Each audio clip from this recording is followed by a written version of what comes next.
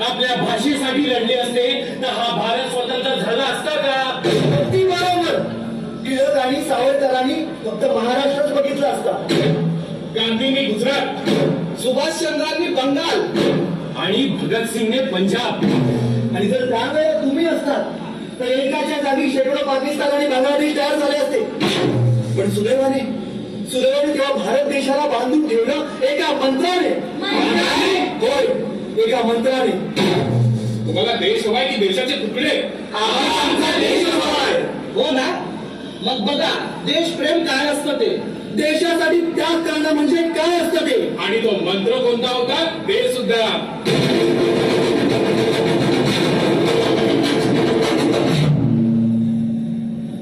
केरळ काळोख्या रात्री गणेश खिंडीच्या निर्जन रस्त्यावर चाफेकर बंधू बंदूक आणि तलवारी घेऊन दबा धरून बसलेले.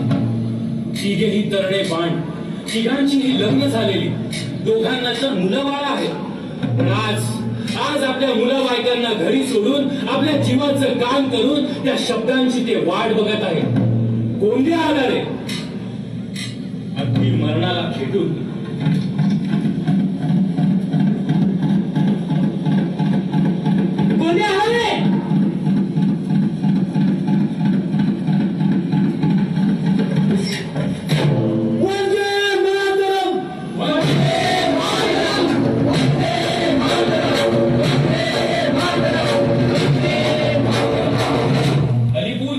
आवारात फिरतंय एक कोवळं मूल, विकलांग, ज्याचा हात जन्मापासूनच निश्चित. या हाताने तो साधी टाचणीही उचलू शकत नाही. पण आज त्याच हाताला बांधली एक वजनदार वस्तू. वंदे मातरम! वंदे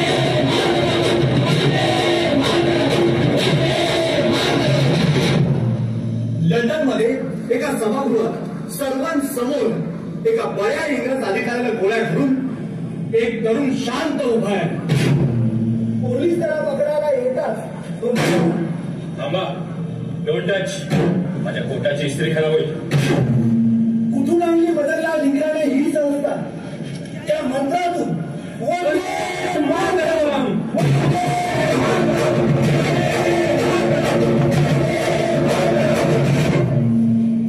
बंगालमधील एक मुलगा फासावर जाण्याआधी त्याच्या आईसमोर उभा आहे.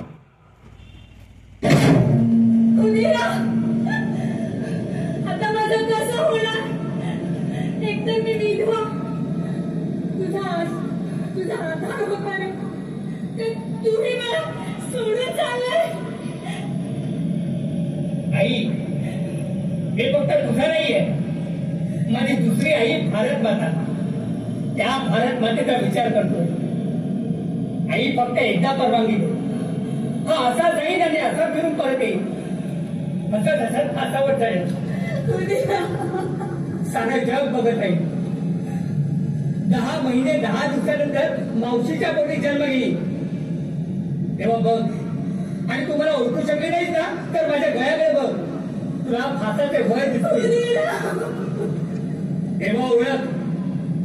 होय, मीच तुझा खुदिराम आहे. वंदे मातरम. कुठून कमावलं त्याने हे वाघाचं काळीज? त्या मंत्रातून. वंदे मातरम.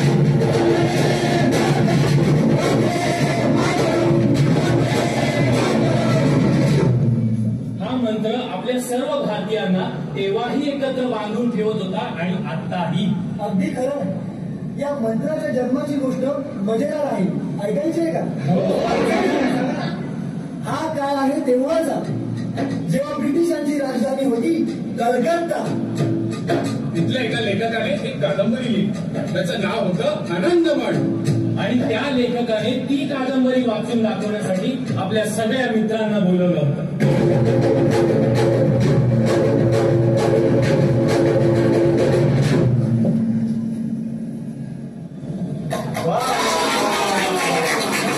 खूप मस्त कादंबरी झाली. हो, एक पात्र होती डोळ्यासमोर उभं राहील. आणि शेवट तर भन्नाटच होता. ते पण एक गोष्ट जरा सांगायची होती. हो बोला ना. म्हणजे कादंबरी मस्त आहे. मी तर म्हणतो बंगाली भाषेतली सर्वोत्तम कादंबरी होईल. आपण त्यात ते गीत आहे ना, ते जरा खटकत आहे. ते गीत आहे ना, ते म्हणजे असं सोडल्यासारखं वाटतं. हे काढून टाका. म्हणजे काय त्याला मुद्दामून देशाला उद्देशून बोलतोय असं वाटतं. बघा म्हणजे इंग्रज आक्षेप घेतील आणि इतर इतर मजाच जाते. म्हणून असं होतं ना, ते गीत काढून टाका. ठीक आहे, मी विचार करेल. हा, पण तुम्ही एवढा वेळ देऊन इथे आलात आणि अमूल्य जे मला मार्गदर्शन दिलं त्याबद्दल धन्यवाद. काय मला हे गीत देशासाठी लिहिलं असं वाटतंय? अरे वा, वाटणारच ना. तर हे गीत देशासाठीच लिहिलंय. अरे हे इंग्रजच काय, तर जगात जरी बंदी घातली ना, तरी हे गीत या कादंबरीमध्ये छापणारच. आणि येणाऱ्या युगामध्ये हे एक प्रेरणा म्हणून राहील. एक मंत्र, वंदे मातरम.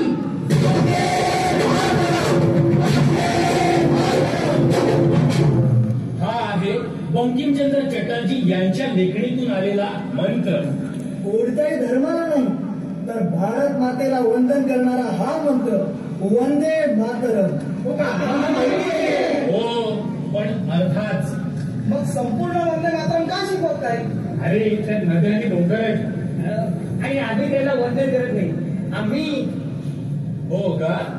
मला एक गोष्ट सांगा, आपण आपल्या आईच्या पाया पडताना फक्त तिच्या पायालाच नमन करतो का? नाही, तिच्या संपूर्ण अस्तित्वाला वंदन करतो आपण. आणि हा मंत्र भारत मातेचं अस्तित्व मानतो. बंकिमजी म्हणतात, सुजलाम सुफलाम मलयज शीतलाम. या भूमीवर नद्या वाहतात, त्यांनी शेतं हिरवीगार होतात. सस्य श्यामलाम मातरम. हिरव्यागार शेतांनी पिकांनी डवरलेली अशी आपली आई. वंदे मातरम. वंदे मातरम. शुभ्र ज्योत्स्ना फुलकित यामिनी. चांदण्यांनी भरलेली आनंदाने न्हालेली माझ्या देशातील हिरा. फुल्ल कुसुमिता ध्रुवदर शोभे. पानं फुलांनी सजलेली धरती, अशा या भूमीला माझा प्रणाम. वंदे मातरम. सुहासिनी सुमधुर भाषणे ही आई हसतमुखाने ती गोड बोलते. सुखराम वरदाम मात्र ती सूट देते, आशीर्वाद देते. वंदे मातरम वंदे मातरम. पण पुढच्या वेळी आहे ना, ऐका. सप्तकोटी कंठ कर कर निनाद कराले, द्विसप्तकोटी भुज धुत खर कर वाले, अबला के नमा आयुध बरे बहुबला धारिणी नमामि तारिणी रिपुदल वारिणी मातरम वंदे मातरम वंदे मातरम. देवाच्या 7 कोटी लोकांच्या 7 कोटी जनतेच्या मुखातून आलेला हा मंत्र आणि त्यांच्या 14 कोटी हातात शस्त्र असताना कोणाची हिंमत आहे आपल्या भारत मातेला अबला म्हणायची? वंदे मातरम वंदे मातरम. तुम्ही विद्या, तुम्ही धर्म, तुम्ही विधी, तुम्ही मर्म, तुम्ही प्राण हा शरीरे, बाहुते तुम्ही मा शक्ती, हृदय तुम्ही मा भक्ती, तोमारई प्रतिमा घरी, मंदिरे मंदिरे, मातरम वंदे मातरम. तू विद्या आहेस, तूच धर्म आहेस, तू प्राणही आहेस आणि शरीरही. तुझी मूर्ती प्रत्येक मंदिरात आहे माते. वंदे मातरम वंदे मातरम. तुम्ही दुर्गा दश प्रहरण धारी, कमला कमलदल विहारे, वाणी विद्या गायी, नमामि त्वाम नमामि कमलाम, अमलाम अतुलाम शुभलाम सुफलाम मातरम. तू दुर्गा आहेस, तूच लक्ष्मी, तूच सरस्वती आणि या चराचरातही तूच आहेस माते. वंदे मातरम वंदे मातरम. वंदे मातरम या गीताला या वर्षी 150 वर्ष पूर्ण होत आहेत आणि म्हणूनच हे वर्ष आपण वंदे मातरम सार्धशताब्दी वर्ष म्हणून साजरा करतोय.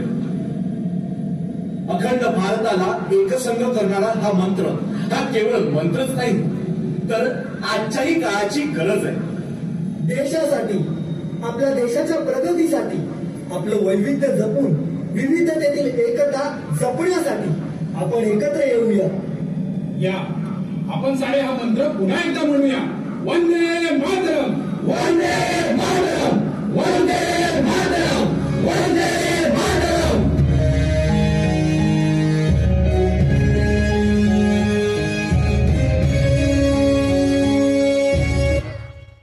वंदे मातरम.